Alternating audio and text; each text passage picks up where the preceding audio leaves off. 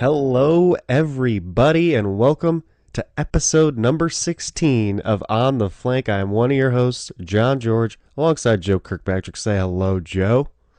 Hello, everybody. Yeah, we're coming to you a little late. Sorry about that. I'm traveling a little bit. I am in sunny California currently, but luckily enough, we had tons of news this week, Joe. So luckily enough, we could find time to still do this. Are you ready for a very long episode of On the Flank, possibly with ending with our first team previews for season two? Are you pumped? It's true. It's good. It's all gonna be good. It's all gonna be good. Yeah, and I bet those listeners are like, "Oh, who are they previewing? Who are they previewing?" It's probably in the description, but um, maybe if we leave it out, the suspense it's getting to them. But we should start off with the news because guess what? We got our last two. That's right, teams revealing their branding. We know all the team names, all the logos, all the colors, and pretty much all the rosters at this point. Joe, let's get into grading the Vancouver Titans and the Washington Justice.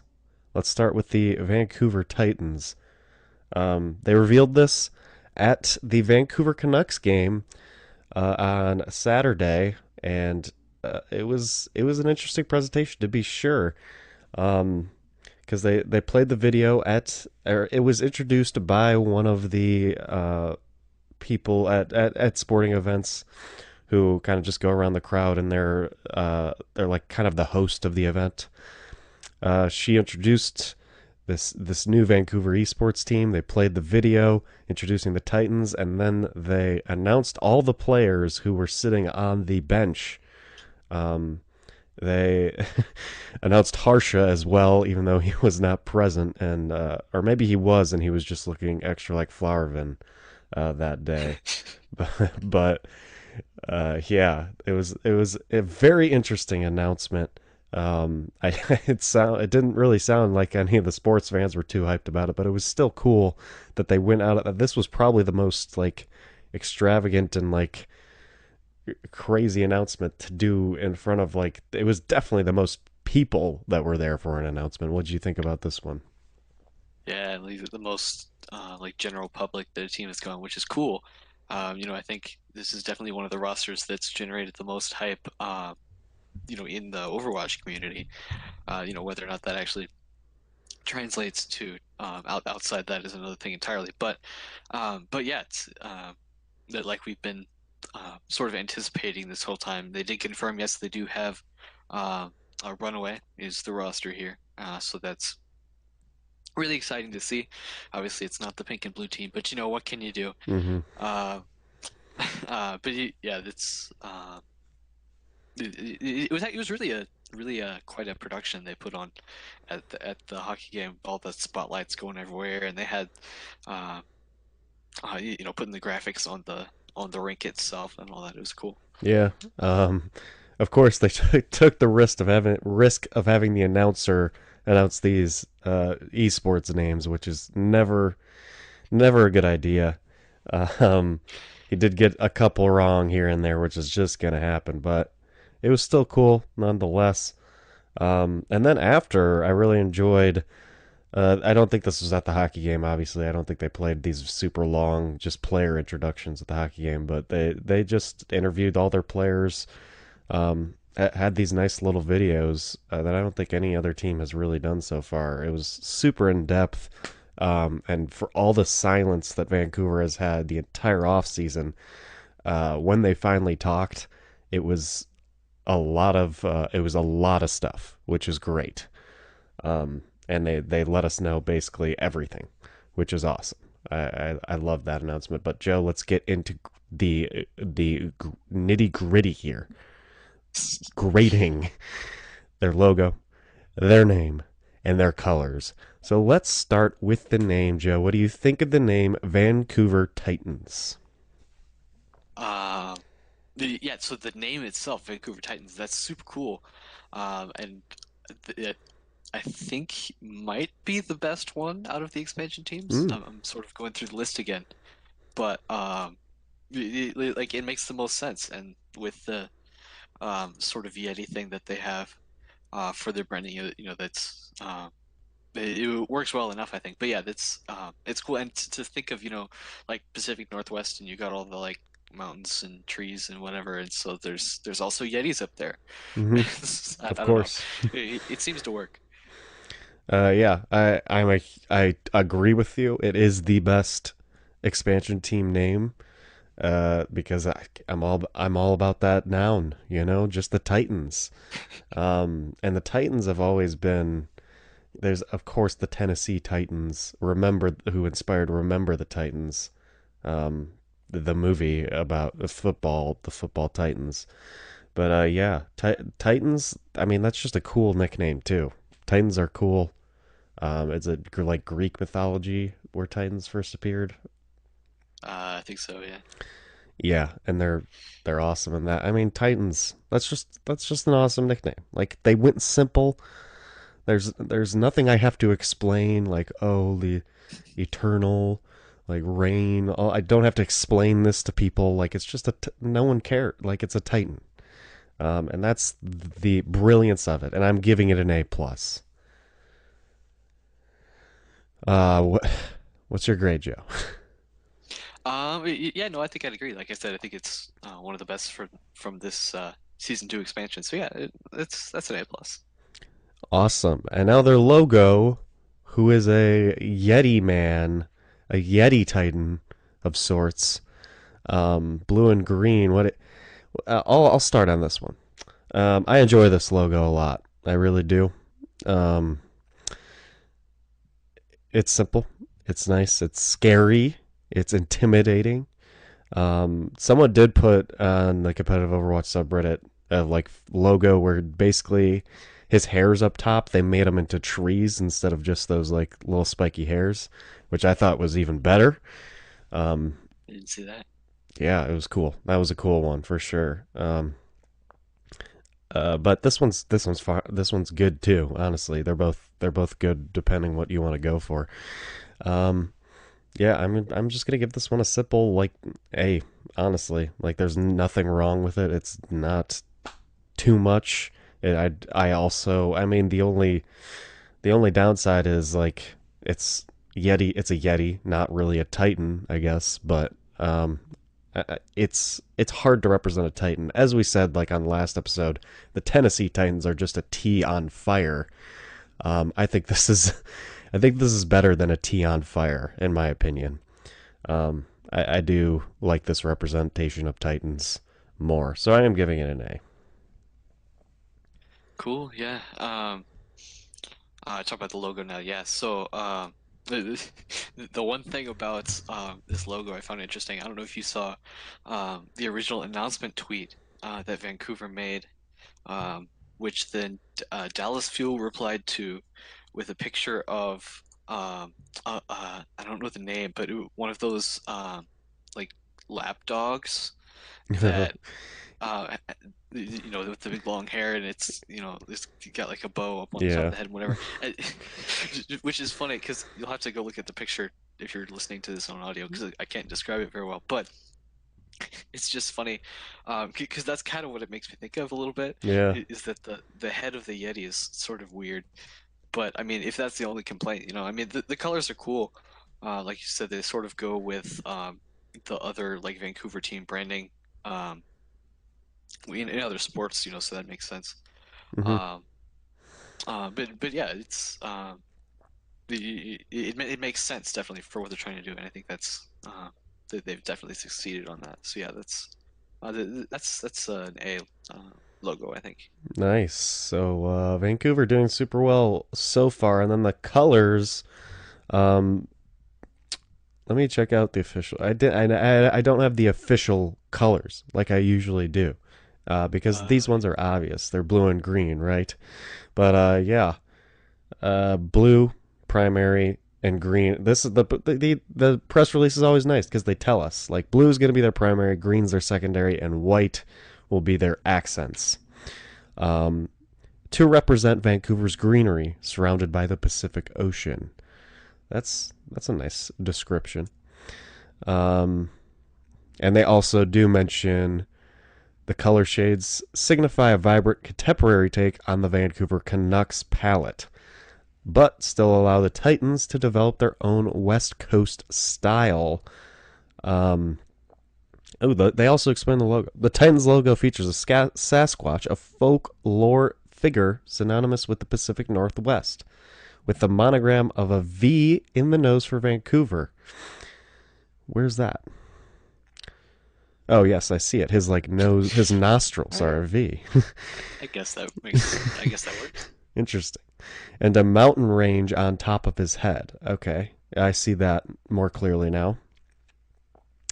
The team name of the Titans is indicative of the traits associated with the Sasquatch, a powerful, imposing, and mythical being. Yeah, I guess those are some things in common that Titans and Sasquatch has. Um, but yeah, blue green. This is fantastic. I need a blue green team. I've said it a million times. I'm all about blue. And this is a pairing we have yet to see in the blue spectrum. So give me the blue green team. I give this an A. Joe. Yeah, for the colors, yeah, I'd have to agree. I think, especially again, trying to coordinate with what they've got. We've got, I guess, two sort of bluish green teams now. Thinking about Guangzhou, but they're definitely, distinct enough that that's going to be, not really an issue. Yeah. But I don't know. I kind of wish the green was like darker, maybe or something. They're both like very primary sort of Yeah, green, I see even what though you green mean. is not primary. I don't know, but it's cool. I think it's gonna work out. Uh, Especially with some of the other. I think maybe it's just partly the heroes that they uh, chose to display their skins on. Um, yeah, it's gonna be good colors. I think it's gonna, solid, B plus A minus easily. All right.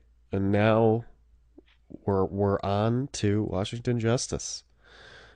But Um, do we want to actually say the names of the players that they have? oh yeah, should we do the yeah, let's do the roster first. Um, Because we do know, it is Runaway, but it is uh, Runaway. it's But worth mentioning. it's Runaway and Repel, right? Or no? Yeah, I No, think. it says they also got him from Runaway. At Okay. least this thing that I'm looking at. Huh. So Interesting. maybe it Maybe Runaway was. signed him at the last second, and then they, and then they just brought him over. Let me Um, see what this says. but yeah, while he looks that up, I will just announce the names if you're not familiar with Runaway. The Wikipedia says he came from Element Mystic. Yes, that's where he came So from. yeah. Bumper, you got Janu, you got Hoxel, Stitch, Hureg, Xiaomin Su, Slime, Twilight, and then, of course, as we were talking about, Repel. Um, so that's two tanks in Bumper Janu. You got Haxel, Stitch, Hureg, Xiaomin Su all on DPS, and then Slime, Twilight, and Repel are the support players. Uh, there's no avoiding it. I am hyped for this team. I love Runaway. Will they be able to compete with Overwatch League talent? I don't know. Do I want them to? Yes, I do. Obviously. Um, I think everyone's rooting for not if you're not rooting for Vancouver or the Runaway, you're rooting for the expansion teams to be as good as the actual Overwatch League teams. There's no doubt about that. We want some good competition. What do you think about this roster, Joe? Yeah, I definitely have to agree. I think this is maybe one of the strongest expansion rosters that we're looking at. I think not very many people would disagree with that. Yeah, coming in fresh off of a really really successful contenders season, but also they've got lots of history behind them as well.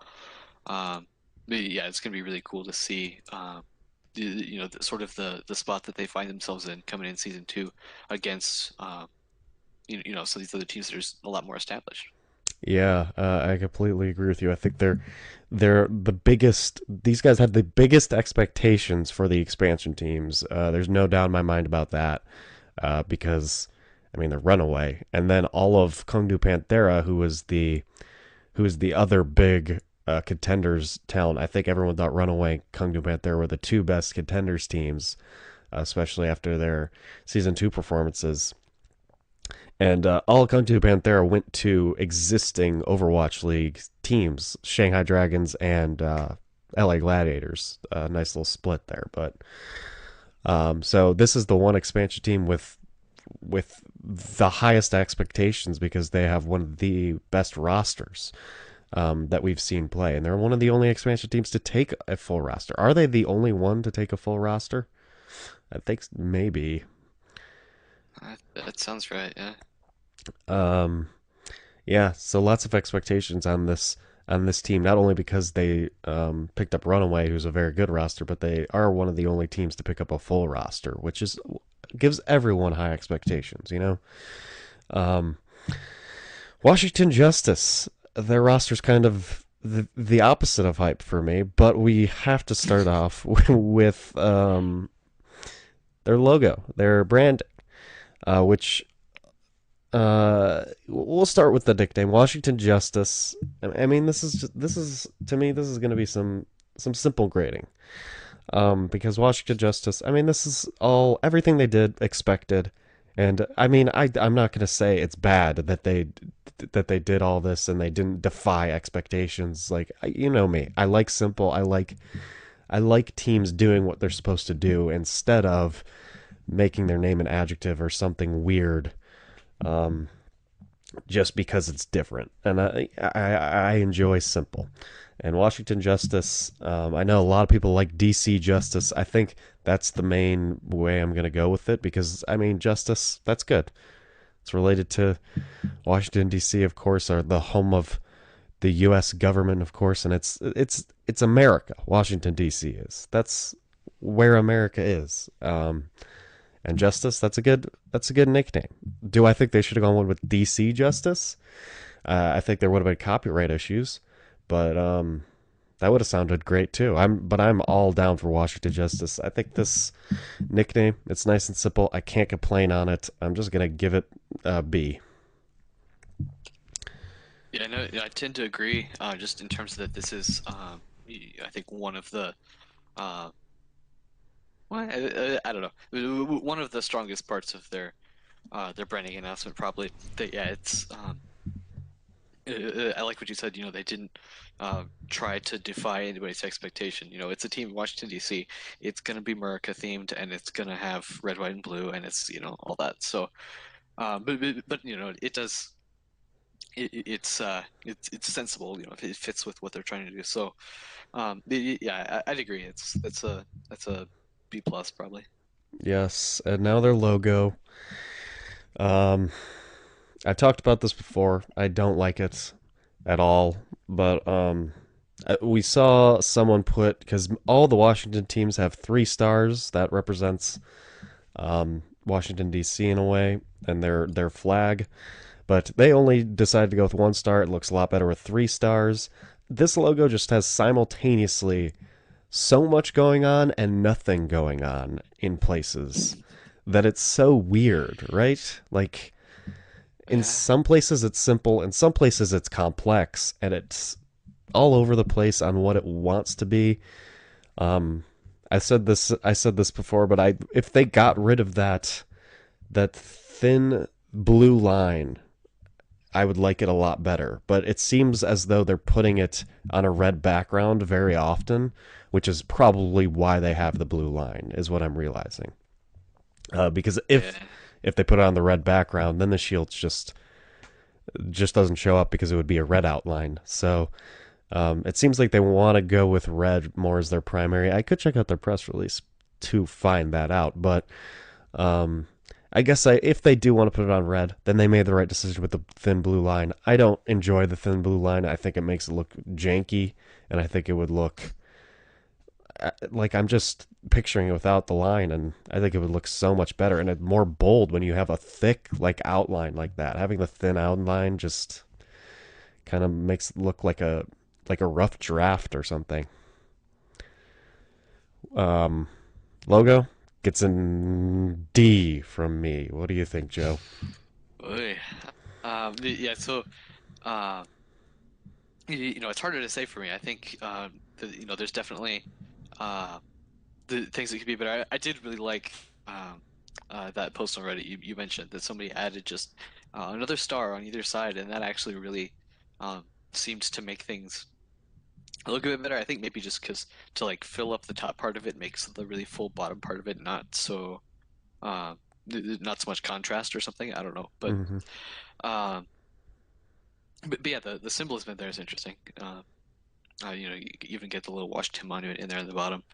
I wonder if you might like it better if the red part was more vertically centered in the back part, because like it's sort of like closer to the bottom, like it's thicker at the top, and then thinner at the bottom. I wonder if that's maybe part of what's looking Yeah, weird, but possibly. I don't know. But I mean, it's for me personally, it's not terrible. Um, that it's sort of grown on me. I think since it was leaked and then since it was announced here about 2 days ago. But I don't know. There certainly could have been more things done with it. So yeah, I wouldn't give it a D, but yeah, maybe a B minus probably. Okay, I'm clearly the a little bit more of a cynic about this logo. Uh, I don't know. yeah, I mean, I just think they could have done a little bit more with it, but colors, I don't know. Do we even grade the colors? Like this is so obvious. It's red, Like white, and blue. I mean, yeah, like if it was any other team, I would be they get upset. they get a they get a check mark for colors. Yeah, just like pass. You passed. Like I don't, if it was any other team, I would give it like a something bad because I'm like, yeah, we have too many red, white, and blue teams, but it's Washington. Like I can't. Like it's a B, I guess. I like it's good. They can't. If they go with a different color, that's bad. So this you passed. Check mark. Speaking of the Justice and their roster, does their roster pass? Is the question. And so far, I don't enjoy their roster too much. Who have they announced so far? Janice, of course, that was announced a while ago. You got Sansam, Stratus, Corey, Hyonu, and Phozix And they're sort of in the middle of announcing it right as here we while we're record. recording. So maybe by the end of this podcast we'll have another player to add to the roster. But but uh, yeah, yeah, they're live as we record, live announcing these. Crazy. This is a pretty. They've got half and half here so far. Americans to Koreans. Um, this is which is cool. yeah. I think this is three Americans is probably the most Americans picked up by an expansion team. I'm guessing. There, there hasn't Probably, yeah. there hasn't been too many Americans or North Americans in general picked up by. I know all the EU fans are complaining like EU gets disrespected, but NA has been completely disrespected this offseason. Um, like nothing new from NA whatsoever. But I yeah, mean, there's a couple we'll be announcing here later, but yeah, yeah. Um, not very many overall. I mean, we've got Corey is from Gladiators Legion. Phozix is from NRG NRG. as well as Stratus. So you got some North American contenders talent there. Sansam is from Meta Athena, which is Korean contenders, and Hoyonu is from World Game Star, but he was on Metabellum before that, which is probably a more recognizable name because Metabellum and Meta Athena are owned by the same parent company right there. Um, but yeah, that's the roster so far. Of course, we've got more names coming. They only have six. They're not allowed to only have six. And I'm sure. I mean, I'm sure since the watch point thing is today that everyone's forced to announce their entire roster by now because they're previewing the season or whatever. That makes sense. Yeah. Um, so we're definitely, hopefully, by the end of this podcast, going to get this full roster. What do you think about it so far, though, Joe? I think it's cool. I was trying to. I had to go back and look up where I knew Fozix from because I had heard his name a bunch, but evidently, yeah. Again, coming from NRG, that's where I'd heard of him before. But it's a bunch of again, contenders games. We see lots of this from these uh, it's off-season, expansion team pickups. But that's good, right? That's what we're trying to build, that sort of thing. So it's going to be helpful, definitely. And people like Sansom and the Tank role is going to have so there's some pretty big shoes to fill, pretty big um, lots can be expected of him, I think, playing with Janice and playing in this GC team that, yeah, again, sort of a mix of American and Korean. It's good to see some American talent on the American team. People will say, uh, but yeah, it'll be interesting. It'll be interesting, that's for sure. Yeah. It is going to be interesting seeing that mix. So far, not that impressed with their American players specifically. I don't know too much about their Korean players. Obviously, I think Janice is a good talent. He was great on NYXL. But Fozix, I know mainly from Harblu, of course, the streamer. If you don't know him, and they would often duo together back in the day. So I mainly know the name Fozix from that. He's a good player. Compared to the rest of the Overwatch League, this roster's looking okay right now.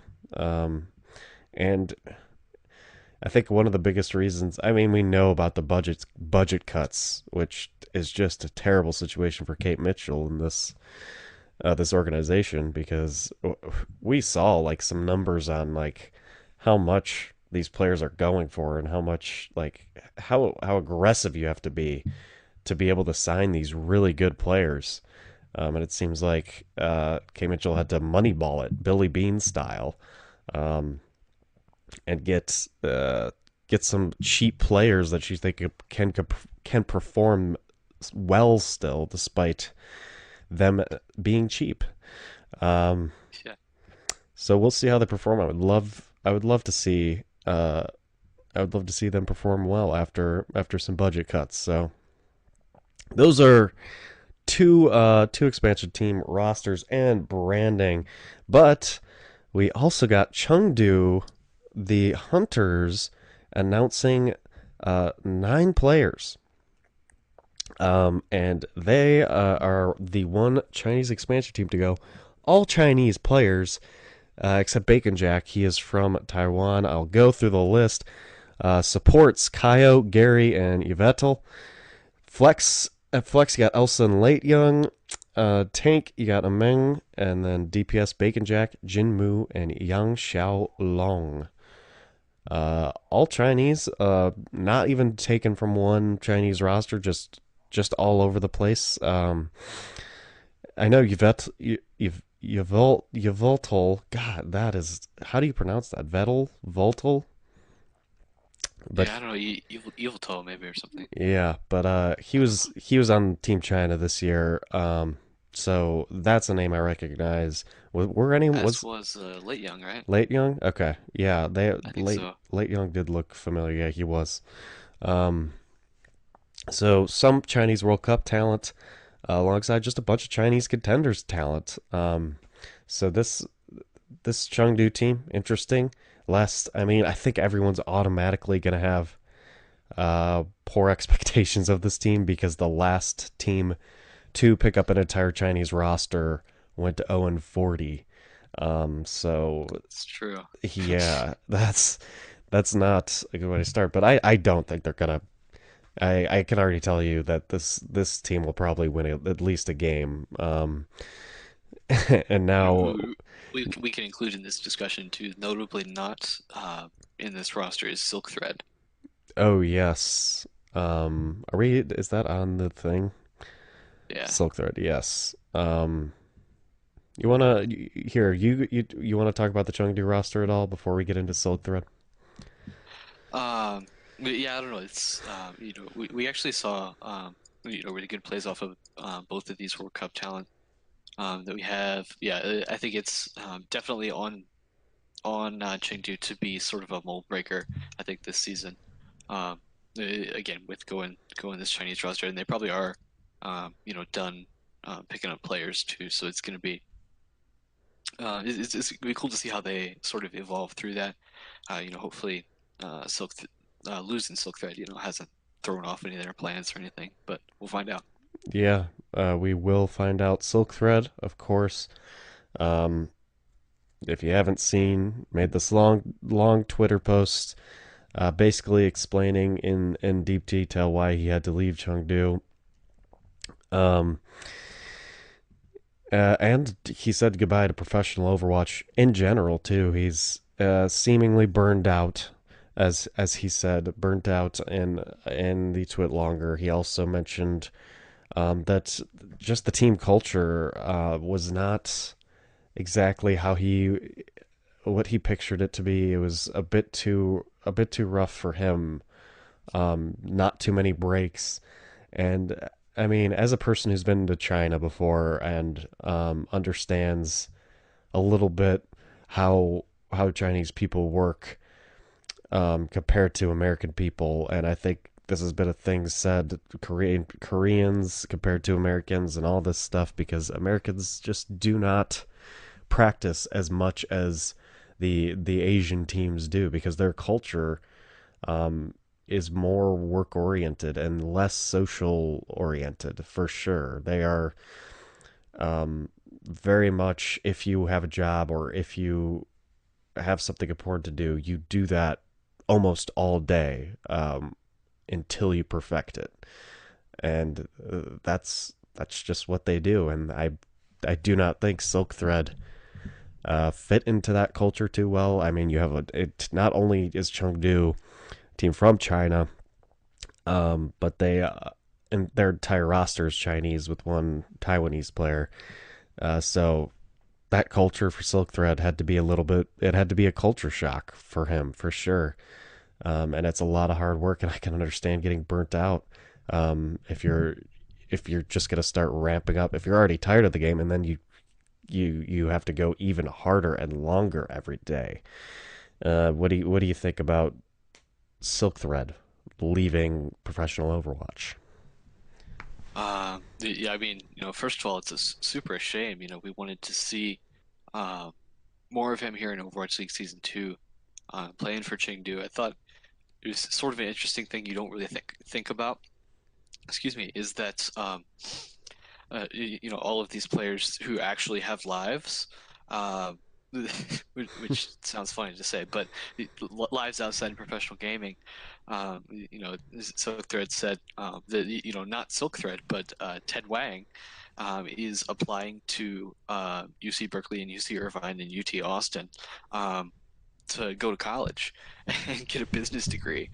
And I was a little bit, taken aback reading that. I was like, oh yeah, he's only like 18 or 19, I think.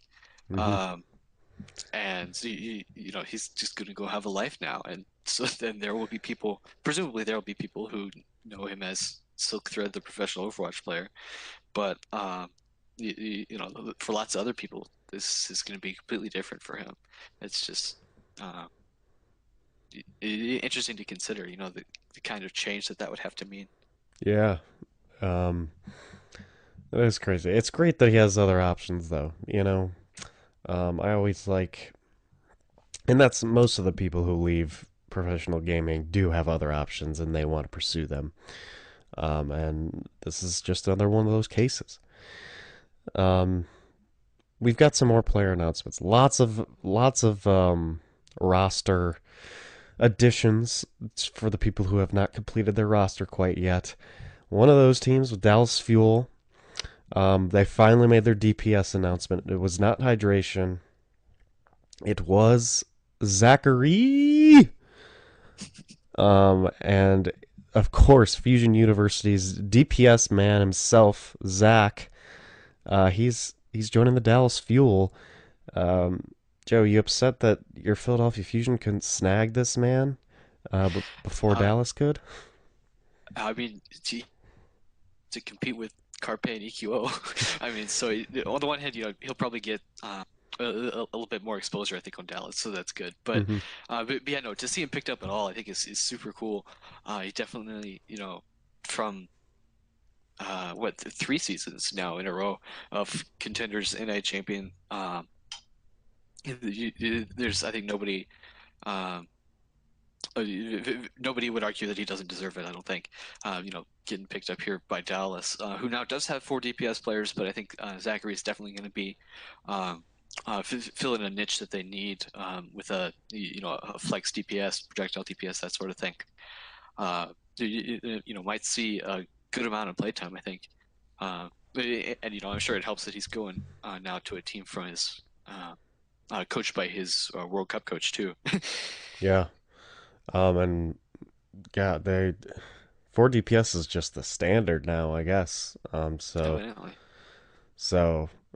Dallas is just doing what every other team's doing.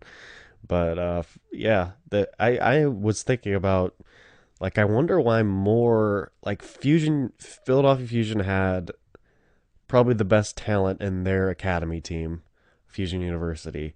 And I wonder why like more teams like I wonder why Fusion didn't pick up Zachary and then just trade him if they weren't going to use him.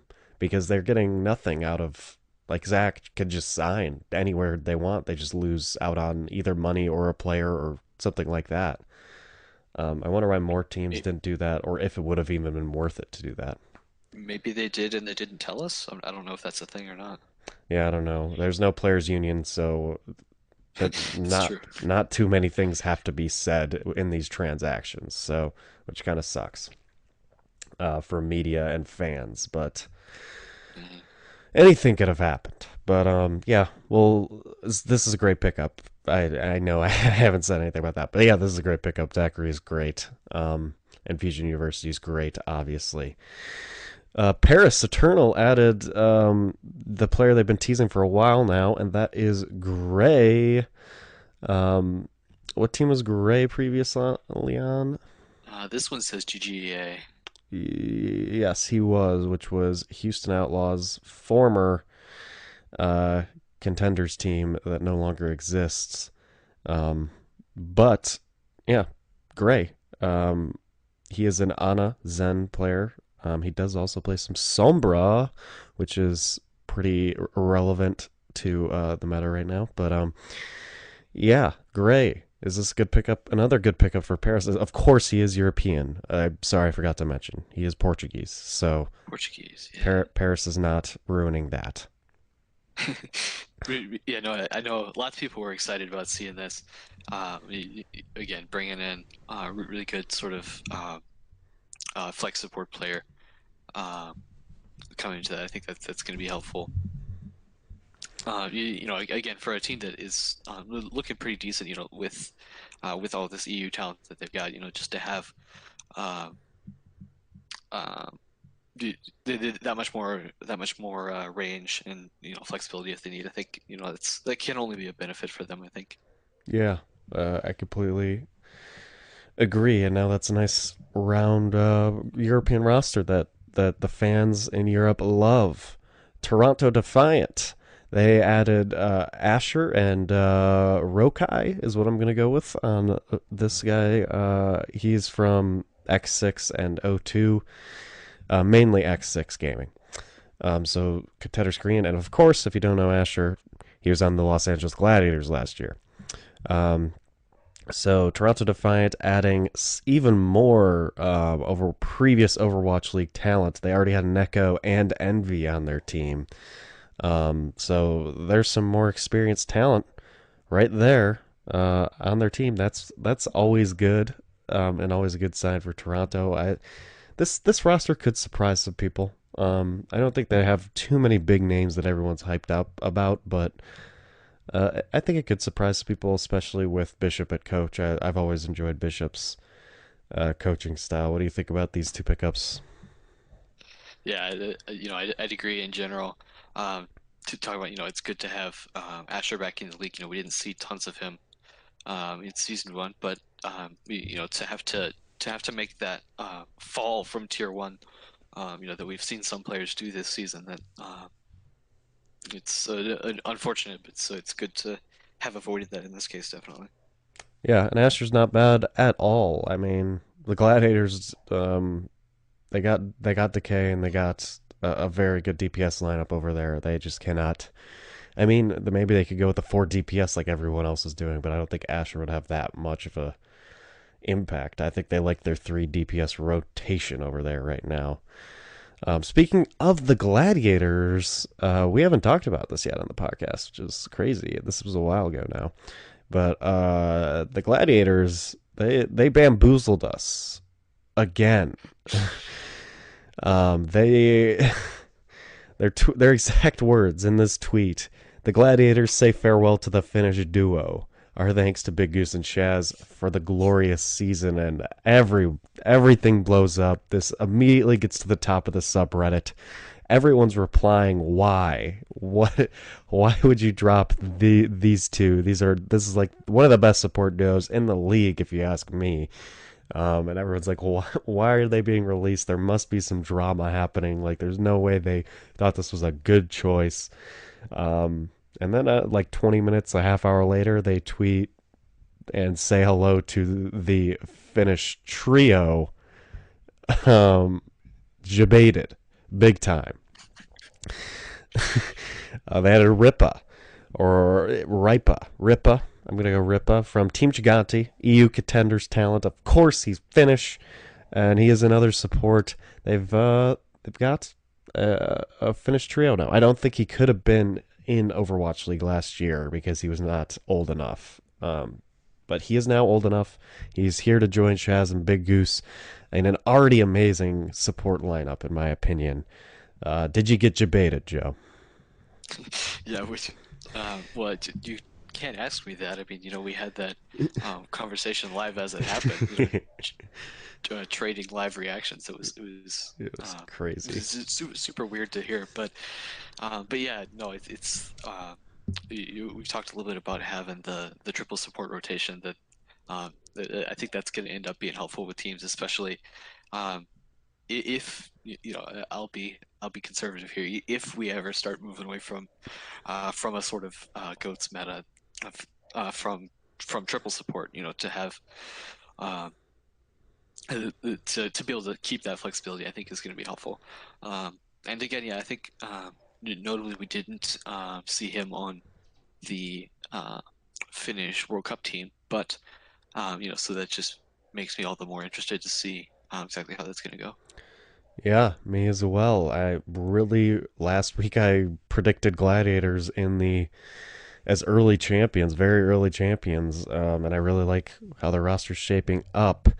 So Boston, we had all those rumors earlier that we talked about of how Huck treats their players and how the environment is and how Stryker does not want to be there anymore. But it was so hard for Stryker to leave because of the price tag that Huck was putting on him. Someone finally took a look at that price tag and they said that's worth it. And that team is the San Francisco Shock. They have taken Stryker away from the Boston Uprising, which just, I mean, right after this, I'm going to talk about what this means for San Francisco, but this means a lot for Boston, who basically has to rebuild with a bunch of unknown names again. I mean, they came in with a bunch of unknown names last year. They all became known, and now they have spread their wings basically, either just quitting entirely or going to different teams because of the environment they were in. They've risen up. Yes, they have risen up out of the ashes of a of an organization that has a lot of drama around it right now. No one likes Huck currently. Um, so the Shock picked him up. Boston did make an addition, which we'll talk about after this. But the San Francisco Shock now have 5 DPS players. Is that correct, Joe? That sounds right. Let me see. Yeah, we're looking at Rascal. Pube and Striker, Rascal, Sinatra, and Architect. Yeah. Mm. So another 5 DPS roster. I mean, I think Striker's the best DPS on this roster. I do.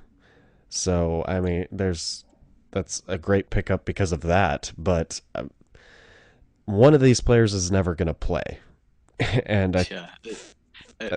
probably one of these players could get dropped. I mean, we're looking at a 12-man roster here. That Yeah, granted, I think they maintained one in season one too, but still, I'm guessing it's that's a going to lot. be, yeah, I'm guessing it's going to be Baby Bay.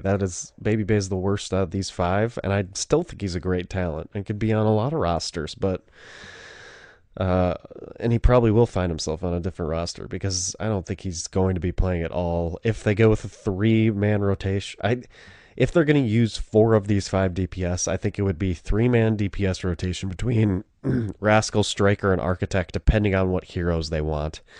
And I think Sinatra might switch to maybe more of a Like a flex role. flex, yeah, flex tank. That would be helpful. Yeah, Sinatra and Super actually, that would be an interesting combination. yeah, definitely would be because Sinatra's great at off tank. I've seen he plays Wrecking Ball, right? But I've seen him on Zarya too, and Played Ryan in the World Cup. yeah, so Sinatra's all over the place. I don't think I think he will be used more in other roles. I think they go with like a trio of Rascal, Striker, Architect, which is mouth watering. That is such a good trio. Especially with how much Architect impressed everybody last year, like in end of stage three, stage four. Like he was improving so much.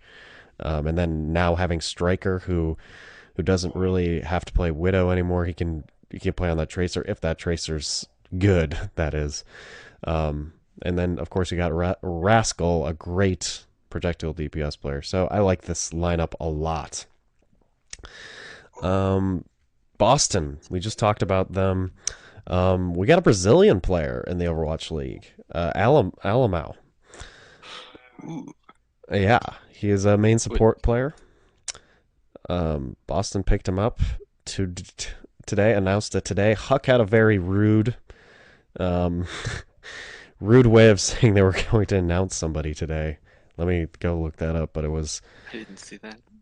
yeah. He said so he took a picture of Toronto. He was like Toronto to Boston, like Toronto. I'm going to Boston. Also got a player announcement later. I know everyone thought we picked up Funny Astro, but LMAO. Basically, just why even? That's just so mean to Funny Astro. It's a pun on his name though. I thought Oh, yeah, maybe. because Alamau, it kind of sounds like LMAO. Yeah, yeah, And maybe. in fact, maybe that's how it's intended to be pronounced. I don't know. I know at the World Cup Oh, they I would always get say it. Alabama, but maybe it actually is just LMAO. I get it now. Now it's less. I mean, he still didn't have to mention Funny Astro and It's be it's true. It's true. and be like, yeah, we're not picking that guy up. Don't listen to these rumors. Why would we pick up him? um, but yeah, that's how he teased it, and then we get LMAO on team. But yeah, nice Brazilian addition for Boston. Um, he was on the World Cup team, so Boston's just going to go out and do the same thing they did last year, pick some talent that no one thinks is good, and maybe do go somewhere with it. I mean, last year they did it, and maybe this year they do it too. But right now, I'm not liking Boston without Striker, especially. Yeah, we'll have to see. We'll have to see. um, But also before we move out of roster changes, we do have another member here of the Washington Justice. ooh, Uh, 4 minutes ago, they announced they've signed Guido as a mm, support. Guido, nice. Um, I like that signing actually. As of 4 minutes ago, you say? Yeah. Oh, wow. Yeah, that's one of my favorite pickups for the Washington Justice so far. So that's a good player. I can't deny that. What do you think about it? Yeah, no, that's gonna be good. What formerly Seoul Dynasty, right? Yes, Yeah, it's gonna be again keeping with the American Korean sort of thing. But yeah, it's gonna be good. yes, very much so. Nice little live reporting there, Joe. Good job. Watch point. So we're finally. This is today. It's later today. Unfortunately, I mean, I'm kind of glad we recorded this podcast before it was going to happen because I'm sure we're going to have a lot of. We know we're going to have a full week one schedule, which I would love to preview with you next week, Joe, if you would like to. But Oh yeah. I'm sure we're going to have tons more information from this. I'm glad we're doing it before because this is already a packed episode. What are we at right now? Why is OBS not open? Oh no. What happened? Where is OBS? Oh, there it is. Oh my God, we are still recording. Okay. We're at 50 minutes, but yeah. Ooh, that's gonna be exciting later today. It is at 7 p.m. Eastern, 4 p.m. Pacific, and we do need that Pacific time because I am in California, and it is going to be at 4 p.m. for me. There Um, you go. Fusion University roster announcement. You got Snillo on a two-way, of course. No Zachary, because he, as we mentioned earlier, you got him going to the Dallas Fuel. Um, and what's the who are? Yeah, who are you that he's not on there? He's not Oh on this yes, roster, he isn't. I am noticing that. which is super suspicious, but also Hmm. nothing could have happened because he's not 18. Oh, hmm. So, That is anyway, suspicious. I wonder if we'll probably find out some more about that soon. Yeah, let's say a little. There's a little esports mystery this week, Joe. That was a little fun thing. I was disappointed at first because I thought it was actually going to be an announcement, but then I watched the stream and I was like, oh, this is fun. Monte Cristo got married to Susie. Of course, Susie is the what is she exactly to the London Spitfire I GM think or I think general manager, yeah. okay GM of the London Spitfire, Monte Cristo, of course, one of the casters for the Overwatch League, got married after dating for 5 years. They streamed it live on Twitch. They had Bren and Sideshow casting a lot of it. Red carpet stuff. Golden Boy hosted, Yes, and of and then Similar course. did the ceremony. Oh yes, yes he did. And just a bunch of Overwatch League talent drinking and having fun live on Twitch.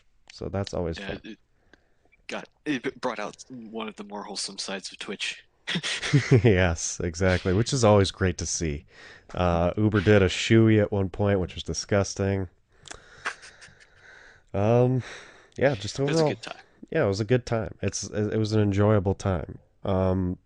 Winter Wonderland. My personal favorite event is Winter Wonderland because I love Christmas, and that is coming back December 11th. And live on the show, Blizzard has announced the first skin, and it is snowboarder Zarya. Zarya is my main right now, and I need this skin. It's very bear themed, a bear It hat, is. bear on her backpack, and the gun is, I mean, it's pink, and she's in blue, and Hangzhou Spark is very excited for it. What And do you also think? she has a tail. And she has a tail? Oh my goodness, I Yeah, need she's a this. little bear tail in the back, which That's, I actually just noticed looking at this video. Uh, but yeah, and it looks like Blizzard World's gonna get a reskin too, which is cool. yeah, it looked very, very nice. I love Christmas. I love Christmas. Um, So yeah, less than a week now. yeah, yeah. Um, more skins to come, I'm sure, but I'm super excited. I'm super excited for this.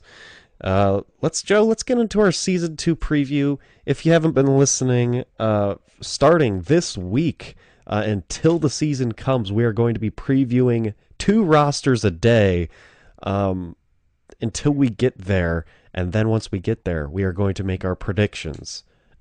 Which As means we're just about 10 weeks from the start of the season. 10, 11, I yes, think. yes, and I'm so excited to finally predict the season once we get there. But first, we got to take a look at the teams individually. We decided to take a look at teams that we believe should have full rosters right now. We don't want to preview teams that that don't have that Still making moves. still making moves because we that's unfair to them. They don't have their full roster quite yet. So we kind of want to give each team an and then off-season grade, and then what? uh, I was just say one Atlantic and one Pacific also. Oh yes, I So forgot about that rule. One Atlantic, one yeah, Pacific. Give them an off-season grade. How'd they do? Did they improve? Standout players we think they'll have from this season, um, as well as anticipated matchups. And I think we should end it with um, kind of a segment where we do better or worse than last season. Uh, we won't give exact records or where we think they're going to place because I think we should save that for predictions. Um, First team out of the Atlantic, a team that probably most certainly has their full roster and they've had it for a while. The Houston Outlaws, my favorite team from last season. They so in the offseason, Joe, they dropped Fact Fiction, Clockwork retired, and Mendo retired. Mendo to be a streamer, Clockwork to be a coach. And they added Dante from San Francisco Shock. I could not imagine right now if San Francisco Shock still had Dante on their team and had 60 PS players. that'd be a little crazy. Yeah, or I can't imagine if Houston Outlaws waited a bit longer and then eventually got Striker instead of a Dante for their trace Ooh. player. That would have been nice. Um, but yeah, Houston Outlaws, I believe the least off-season moves did maybe compared to like London or New York. Or New York, yeah. Yeah, But those three that's teams probably about it. did basically nothing. Houston Outlaws, I mean, dropping Fact Fiction was pretty big because that's a good player. But they added Dante, which I think people can argue is a very good pickup. But what would you grade their off season? They didn't do too much. And is that bad? Is not doing too much bad for the Houston Outlaws? They didn't make the playoffs last year. Yeah, I don't know. I think we talked about back in season one. We talked about first half of the season, Houston's problem was they didn't have a tracer player, because back in that those patches and that kind of meta, we really needed that. So Clockwork filled that role for a while. Now Dante is here, can fill that role. That's definitely an upgrade there. But then, yeah, getting into the second part of the season, then it was, it's harder to say, I guess, exactly what the thing was that they were missing um, here as a team for the Houston Outlaws. Obviously, Fact Fiction that they brought in essentially as trade bait for Dante, which worked well enough. That's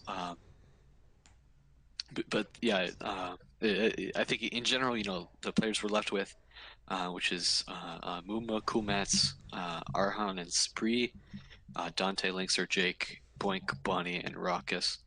Uh, for this 10-player roster, I think it's definitely solid there. We've seen individually, even here in the last, during the World Cup, how lots of these players are still uh, really good at the things that they do. Um, whether it's casting with Jake or or what, but we will be able to see him pick up the mouse and keyboard again. But yeah, I think the DPS line got an upgrade that they needed for a little bit more flexibility. Again, we've talked about. It seems like lots of teams are moving up to two or to three or four DPS players, so that's something that they are following with. But yeah, to have to keep the core of the team consistent, I think is going to be helpful for them going into season two.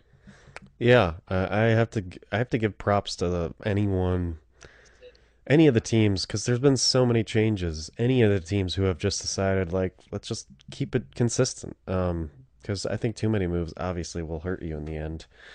Um, Houston maybe less so than London or New York because I think the roster did need a little bit more specifically on the support side of things. I like Raucus a lot. Bonnie's great at Mercy, but Mercy's not in the meta anymore. Boink's okay. Like their support lineup doesn't impress me the most, especially in a meta where supports are so important. That's looking rough to me. But besides that, I'm totally fine. I still believe Muma's one of the best main tanks. So dropping fact fiction is not that big of a deal for that reason. He's I just Muma's gonna outperform fact fiction most of the time. So I don't see the point of ever taking him out for fact fiction. Adding Dante brings a well needed tracer player to the lineup finally, and just someone who can play the heroes that Jake can't, because Jake is a specialist and he is only super good at certain heroes. Other heroes he struggles with. So having Dante there is going to be great for them. I would give their off season probably like a B or a B minus, just because they did nothing to their support line that I believe was struggling all season last year, especially when Mercy got out of the meta. So um, yeah, Houston Outlaws. I like that they decided to keep a lot of their players, but they should have done a little bit more, I think. Um, Yeah, I guess I haven't given him a grade yet, but that is fair. I think we'll have to see how, for example, Bonnie's Anna can develop. I know Jane calls him Banny. I don't know, but uh, even coming from the World Cup to season two, to see how that can change, that's going to be helpful. But yeah, so Houston, again, going from what 11 players to 10, changing all those up.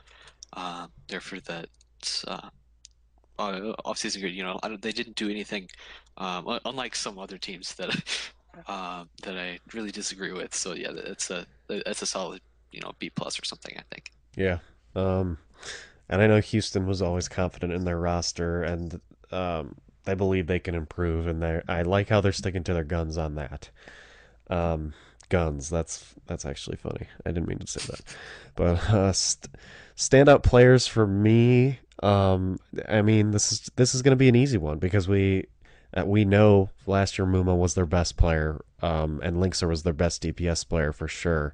I think Linkser wasn't as consistent as he could have been, but this year I would go Muma again. Muma didn't have too great of a performance at the World Cup, but I still think he's gonna bounce back. And if we're talking if we're gonna give two standout players, I'll give it to Dante, because Dante was my most improved player from last year for sure. Like, I did not expect Dante to do as well as he ended up doing on the Shock. And I didn't expect him to have a starting position, especially when they got Architect in there and Sinatra was of age. I did not expect Dante to keep a starting position and keep a role on the team, honestly. And he did, and he was a fantastic tracer, a fantastic DPS player, and kept improving. I think Dante will be a standout once again on Houston Outlaws, even though he was sad to leave all his friends on the Shock. I think this will be a better move for him in the end. Standout players for you, Joe? Yeah, I mean, I don't think I can. I don't think I can disagree on either of those two. That's we've heard, several times people, think he's one of the best, if not the best, NA main tank. And that's been a strength of Houston. Even in season one. So yeah, between Muma and Dante now, hopefully, uh, it's gonna be good to watch them going into, next season. Yeah, I completely agree with you. Anticipated matchups. This is going to be one of my favorite parts of the preview. Who are we most like? Who are we fiending to see Houston play right now? Foaming at the And mouth. so the two obvious ones probably are Dallas. Obviously, we've Mm-hmm. got the battle for Texas still going on, Yep. and both but both teams improved a little bit, even from season one. But also, I think San Francisco, is the other obvious one. Again, with Dante's former team now, coming back to see exactly uh, how that story plays out through the season. Whether they play them once or twice. Yeah, because I think every team will play, because they're only having like 38 matches. So I think Yeah. you'll play every other team. Actually, no, if it is 38, then you'll play every other team twice. maybe. It's 20. So the games, it's 27 or 28 games, right? Oh, 27. Okay, yeah, so it'll be once or twice then. I Yeah, thought it was and 38. especially because San Francisco's in the Pacific and Houston's in the Atlantic. I believe it'll only be once for those two. That's true. And same with Dallas. It kind of stinks that Houston's like biggest rivals are in the Pacific. Because I also agree with you on those two. I always look forward to Philly versus Houston for some reason, but that's because my brother is a Philly fan and I'm a Houston fan. So I always look forward to those games, and I think they're always good. I think almost like all of them went to 5 maps last season. So, Sounds about right. um, and then San Francisco, not only because of Dante, but I think it's always a rivalry game when those two come together because it's like it feels like half of the U.S. roster versus the other half of the U.S. roster, especially last year. I don't know how it is this year, but it feels like a true American battle kind of because San Francisco has a lot of American talent too. So yeah, those are some anticipated matchups, and to compare it to season one, uh, it's hard. I think Houston will stay about the same. I don't think they'll be better or worse.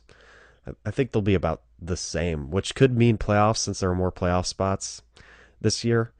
But with all the new talent, with rosters being upgraded, I think it's going to be hard for them to be better. But I think they'll stay around, hover the same they were last year. What do you think? Yeah, again, I'd have to agree. That's um, again with not much changes. Not a lot can change, which sounds obvious, but there's obviously lots of off-season improvement. Hopefully that these players have been getting in, but yeah, it's just going to be uh, just trying to see where they fall in amongst some of these new teams as well. Yeah. Our second team, our Pacific team. We're going to preview the 0-40 Shanghai Dragons and their offseason, possibly the exact opposite of the Houston Outlaws, because they completely changed their roster, dropping everybody but Dia, Fearless, and Gagiri. So Roshan, Shushu, Ado, Damon, Freefield, Five King, Altering Sky, all gone off the roster, and picking up a Kungdu Panthera core mainly with Diem from Lucky Future Zenith, and then Guardian from Toronto Esports being the only non Kungdu players they picked up. But I'll start off with my off-season grade of sorts. I mean, you gotta give Shanghai props because not only did they completely, I mean, they were smart. They completely revamped their roster here, but they picked up probably one of the best cores you could pick up in Kungdu Panthera. Some of the best players. Of course, they didn't get Decay and Roar, which I think most people believe to be the two best players from Kungdu Panthera. But these are still some great players. Um, and I love DM a lot too from Chinese contenders. I think DM and Dia are a great DPS duo over there in Shanghai. So you got to give Shanghai. I'm gonna give them an A. Honestly, they couldn't have revamped a roster better than they did. Probably I mean they could have, but they did as well as they could. If you ask me, this is Y- Yeah, fantastic. given the circumstances, they probably couldn't have Yeah, uh, exactly. come out much better than it did. Yeah. But again, with this, diversifying their roster, a little bit from a couple different places, but keeping some of the core behind. We did see the flashes of greatness from Gaggery, and obviously she has lots of fans, so that's going to be helpful. For a team that's essentially, rebuilding just as much as any of these expansion teams are. Mm-hmm. But yeah, DMD, and then built in uh, some built-in connections already. Luffy, Coma, the only two specific support players on this roster. It's just going to be really cool, to watch. If the rumors are true, coming out Shanghai versus like what Hangzhou, I think. Yeah, Uh, like for the first week, trying to see. This is definitely a team that's going to get some wins, I think. yeah. Which it's unfortunate that that's where the line has to be, but. if that's what we're looking at, I think we should be looking forward to it because it's gonna happen. Yeah. Grade the off season. Yeah, yeah. So, yeah, I mean, same thing. I can't really disagree with what you're talking about. That they did a really good job. They went all in on trying to change stuff up and change stuff up. They did, yeah, I'll give them an A for this as well. Yeah. Um, and standout players. I mentioned DM. I do think DM's going to be a standout player. I think, but I also think Dia. I mean, last year Shanghai's biggest strength, especially at the beginning of the season, was like they have good DPS players, but the rest of their team is terrible. Of course, they made tons of changes throughout the season, but I think their DPS core was always their strongest part. Dia's one of those OG DPS players. I think Dia could come out with a big season. But I could point to any of these Kung Du Panthera flex or support players here and say those guys are going to be good too because they're obviously good. I think they're going to be good and better than what they had before, for sure. So yeah, I'm gonna give it to their DPS line of DM and Diaz, their standout players. What do you think? Yeah, I'd agree. We'll talk about think about anticipated matchups. I really want to see, the first time that we get Carpe Diem out on the stage. That's Nice. because that's been a story all the way throughout both their careers. But yeah, talking about specific players for standout. Yeah, I also want to, like you said, some of these flex players are really significant. Highlight Youngjin, especially from contenders last season. All the way to the championship there versus Runaway. Just really bringing stuff out for the team. So I want to be able to see that uh, for Shanghai now too. Yeah, I completely agree with you there. But yeah, anticipated matchups. Um, Shanghai versus like anybody at this point would be cool. I just want to like I want them to beat everybody. um, but yeah, any of the Chinese teams, obviously, that's an anticipated matchup. Um, I think in, it. in Philly. Yes. Carpe Diem, and then I think if I was going to pick a most anticipated matchup out of any Chinese team, it might be Chengdu just because of Chengdu's full Chinese roster. It would be hilarious if Chengdu took that full Chinese roster and they beat Shanghai and said that It's true. this is how you do it. You could have easily been good if you just picked up the right players. That would be funny.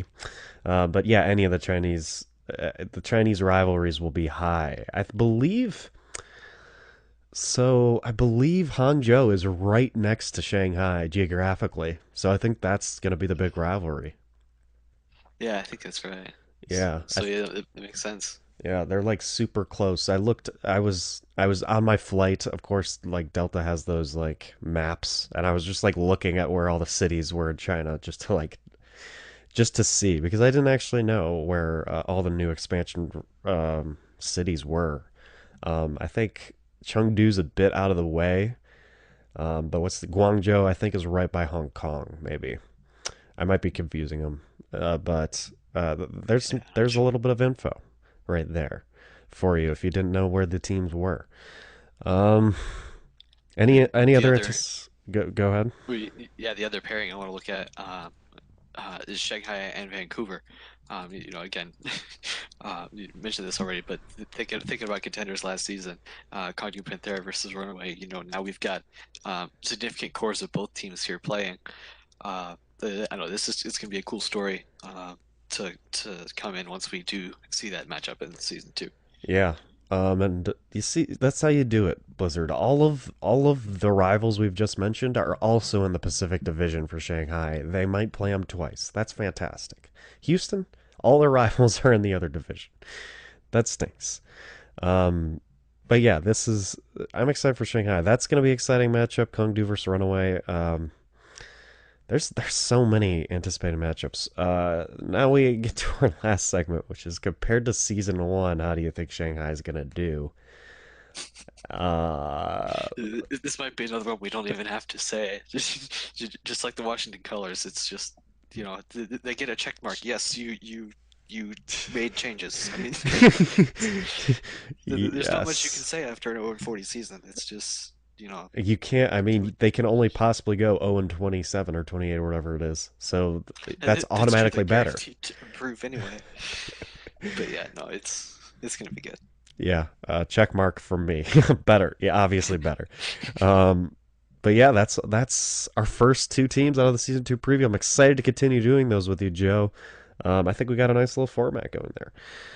But yeah, tons of news. Hopefully, we get some more news this week. But yeah, that's all we got for this episode. If you want to follow us on our social media accounts, my personal Twitter is at JWGeorgeIV. Joe's is at Kirkpatrick underscore Inc. INC. We have a show Twitter account at On the Flank Show, and we have an email on the flank show at gmail.com. You can either email us or tweet at us a topic if you would like us to talk about it, and we will. You are listening to this show in one way, but if you would like to listen to it in a different way, you can go to ontheflank.podbean.com. It is on my personal YouTube, which is John George, but you're most likely going to be better off finding it on my Twitter. It is on Apple Podcasts and iTunes if you're an Apple user, and it is also on Spotify and Google Play if you're an Android person. Thank you all for listening. Thank you, Joe, for joining me once again. And I'm so excited for this watch point tonight. Everyone go watch that. And thanks for listening. Catch you guys next week.